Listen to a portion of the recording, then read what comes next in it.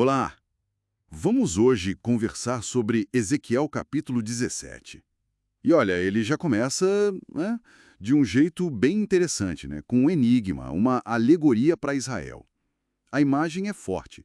Uma águia grande, asas enormes, plumagem colorida. Vai até o Líbano e, tipo, arranca o broto mais alto de um cedro. Confesso que, de cara, eu fiquei... Tá, o que significa isso? E tem mais, né? Essa águia leva o broto para uma terra de mercadores. E depois planta uma semente de Israel como um salgueiro, perto de muita água. E isso vira uma videira, baixa. Mas a história não acaba aí. Surge uma segunda águia, grande também. E a videira, que antes olhava para a primeira, agora estica as raízes e os ramos para essa segunda águia, buscando água. O que está acontecendo aqui? Assim, essa alegoria, olha, é uma representação bem direta da situação política da época, sabe? A primeira águia, né, essa imponente, é o rei da Babilônia, Nabucodonosor. E o broto do cedro que ele leva para a terra de mercadores, que é a Babilônia, isso simboliza o rei de Judá, os Jecônias, e a elite, os nobres que foram exilados com ele. Certo, a primeira águia é a Babilônia levando o rei cativo. Isso, e a semente plantada que vira videira é um outro membro da família real, Zedequias. Ele foi colocado no trono de Judá pela própria Babilônia, só que sobre um tratado, né, um juramento de vassalagem. Por isso a videira era para ser baixa, ou seja, um reino subjugado, dependente da Babilônia. Entendi. A videira é Zedequias, um rei vassalo.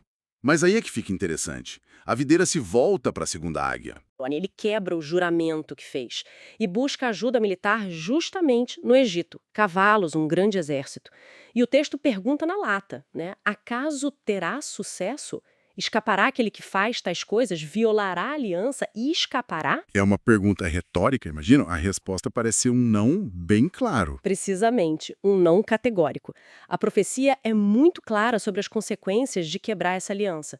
O texto afirma que Zedequias vai morrer na Babilônia, exilado, lá na terra do rei, cujo juramento ele desprezou, que ele traiu, e o Egito, mesmo com todo o seu poderio militar que Zedequias buscava, o texto diz que não vai conseguir ajudá-lo.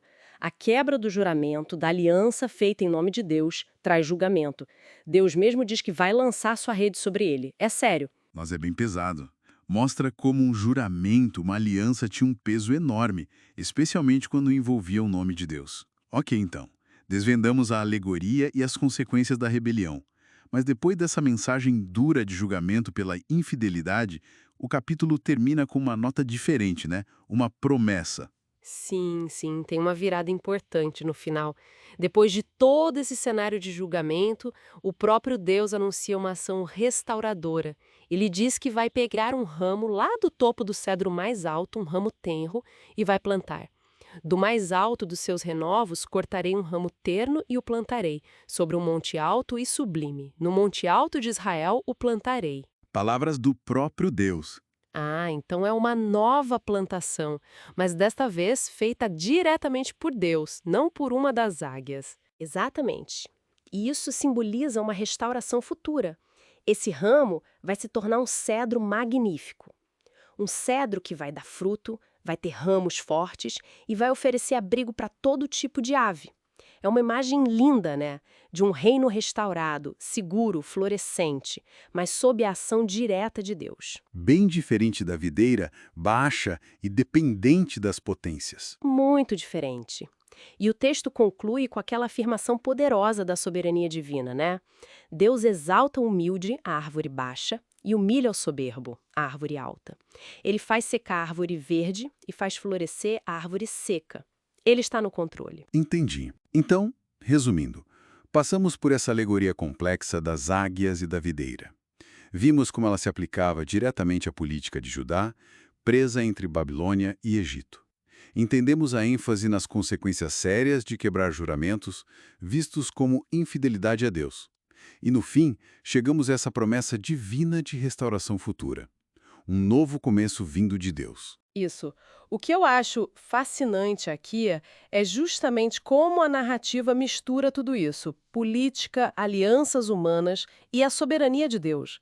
A quebra de um juramento político não é só um erro estratégico, é vista como infidelidade direta a Deus, e isso traz consequências inevitáveis. Mas isso é crucial. Mesmo no meio do julgamento, a promessa final aponta para a ação restauradora de Deus. Ele tem a última palavra sobre o destino das nações e das pessoas. E isso, claro, nos faz pensar como essa ideia de responsabilidade pelos acordos que fazemos e a esperança de restauração, mesmo depois de falhas graves, como isso ressoa hoje. Que peso a gente dá para as nossas alianças, para as nossas promessas? E qual o papel da esperança para superar as rupturas, as falhas que inevitavelmente acontecem, né?